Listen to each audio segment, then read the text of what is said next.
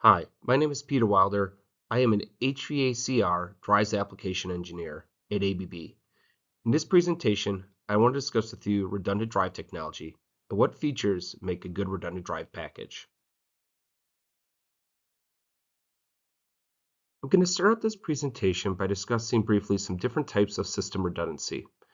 I'm then going to dive into showing you an example of what can happen if you do not have a good drive specification and what you can end up receiving at a job site. I'll then discuss what features are part of a good redundant drive package so you know how to specify a redundant drive package properly. I'll discuss some harmonic concerns and some solutions. And then as an alternative solution, I'll discuss the option of one drive per motor, which is another type of redundancy. Let's start out by discussing briefly some different types of system redundancy. We're going to start with this image on the far left. We have one drive and a motor. Here we actually have no redundancy. So if either the drive or the motor were to fail, the application won't run. Now, the first type of redundancy that really came along was a bypass package. Here, we have a drive and a bypass. If the drive fails, the bypass will kick on and run the motor across the line at 60 hertz. Now, the downside of a drive with a bypass package is if the application, for example, needs to run at 72 hertz, you can't run there in bypass mode because you're fixed to 60 hertz. So the next evolution of redundancy came along with two drives connected to one motor. And this is the package that we're going to discuss in the following presentation. Here, if drive 1 were to fail, we have the drive here on the right that can also run the motor. And because we have a VFD as our backup, we can run the motor at any speed between 0 and 60 hertz or even over 60 hertz. Now, the last type of redundancy, which is also the most expensive type of redundancy, is in the industry called N+1 or maybe N+2, for example. Here you have one drive connected to one motor, but here you have multiple drive motor combinations. So not only are you buying two drives, but you're also buying two motors, and that's why it's the most expensive solution. We'll touch on this very briefly at the end of the presentation. In the HVACR industry, the most common application where you'll have a redundant drive package is on a fan array. However, these can also be applied to pumps. What happens when you have no or a poor redundant drive specification? When there's an incomplete drive specification for a project, what I've heard happen many times is a contractor will receive two separate drives, as they need two drives, and then if they're lucky, they'll receive also a manual transfer switch to be connected on the output of each drive, and then the transfer switch connects to the single motor. When this happens, the electrical, mechanical, or controls contractor is going to have a puzzle on their hands, as they now need to determine how to wire up these two drives to the transfer switch and to the motor and get this redundant drive package operational. Also, usually when you talk about a redundant drive package, you inherently think of automatic redundancy, but if you have a manual transfer switch, you instead have manual redundancy. Now, I just referred to the contractors having to solve a puzzle if they receive two loose drives and a transfer switch. What's that puzzle going to include that they're going to have to solve? Well, first, someone's going to have to supply an extra distribution panel to take the one motor control center bucket that was specified to be used on the job and distribute power to both drives. You're also going to need individual short circuit protection for both drives. They'll have to be supplied by someone. Then, power wiring from both drives to a manual transfer switch will have to occur, and then the transfer switch to the motor, that'll have to be done. And, of course, then the building automation control contractor will be involved. All right. Now, they probably thought, well, I'm just connecting up to maybe one panel, so I'm only going to have one set of points for input and output. But in reality, now they have two drives, so now they may need a larger building automation controller, and they're going to have extra wiring involved to wire to both drives individually.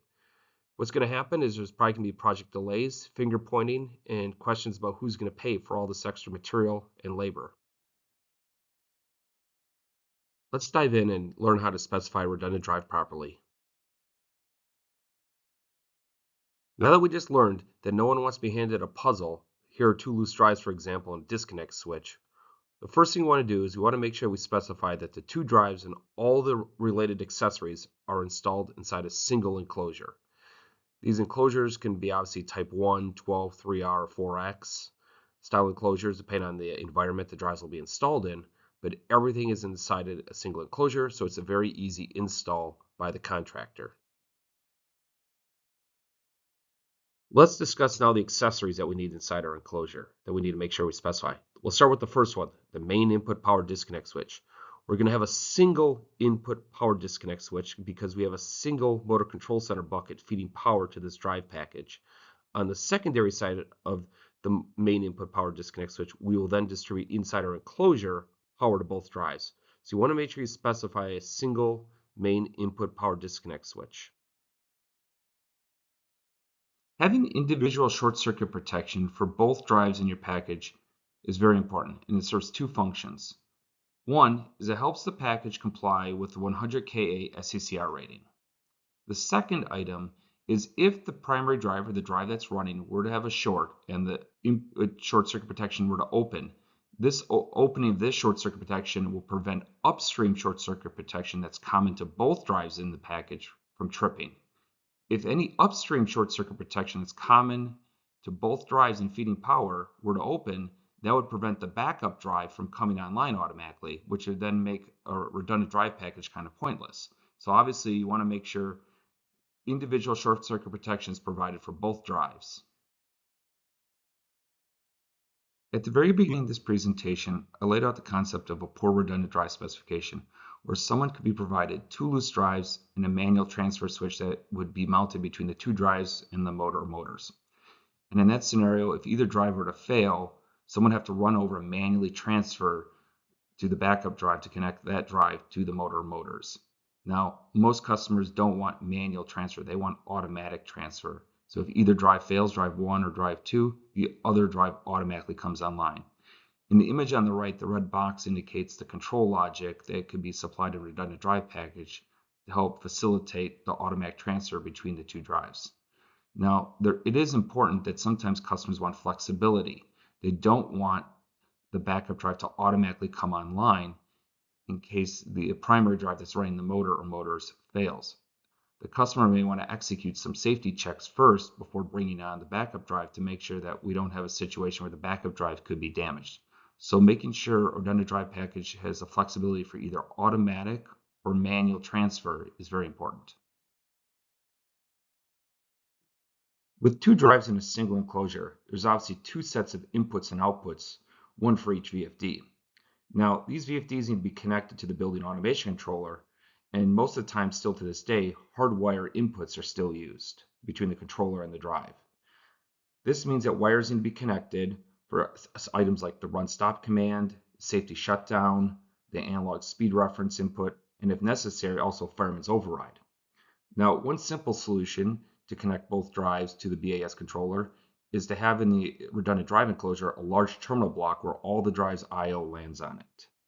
Now the downside of this is that the BAS controller most likely only sized their controller for one VFD, not two. Many times the electrical one-line diagrams only depict a redundant drive package as a single VFD symbol. So it's easy for a controls contractor not to realize potentially that there's actually two VFDs in the enclosure, not one. Now a better solution, instead of a large terminal block in the redundant drive package, is to have all the I/O land at a single point, and then inside the enclosure, signals for run stop, analog speed reference, safety shutdown, and override if necessary are split between each of the drives. This makes the life easier for the controls contractor when they have to wire their controls to the drive package. Since we have two drives installed inside a single enclosure, we definitely want to make sure that we specify that both drives' control panels are brought out to the enclosure door. This will allow for easy troubleshooting and programming of the drives. We also want to make sure that we specify in the front of the enclosure door that there's some sort of control switch or mechanism to determine which drive is the primary drive, the drive that should be running first if both drives are not faulted. I started out this section by saying we wanted a single main input point for power coming into the package. Well, on the output side of the package, we also want to make sure we specify a single main output connection point for the motor wires. Usually this is a lug connection block, as you can see at the bottom of the picture, a red box. By specifying a single main connection point for the motor wiring, we'll also ensure that all the necessary hardware to isolate the two drives from each other, which are usually contactors, are also included in the package standard. Now, if we have a fan array application where we have both drives potentially being connected to multiple motors, then we want to be able to make sure that we specify that MMPs can be also included inside the package. This will provide thermal overload protection for each of the individual motors. As a quick recap, a redundant drive should have a main input disconnect switch in the package, short circuit protection in the package to provide a 100 kA SCCR rating for the package, control logic, controlled automatic redundancy, and transfer of control signals like run stop, speed reference to both drives so the package looks like a single node to the building automation control system for hardwiring, and a single connection point to the motor, and also include the isolation of both drive outputs, which usually are output contactors. All of this should be enclosed, obviously, in a single enclosure, so it's easy to install by the contractor. I now want to transition to discuss managing of harmonics with redundant drive packages. A traditional redundant drive package includes traditionally two drives with the same hardware design.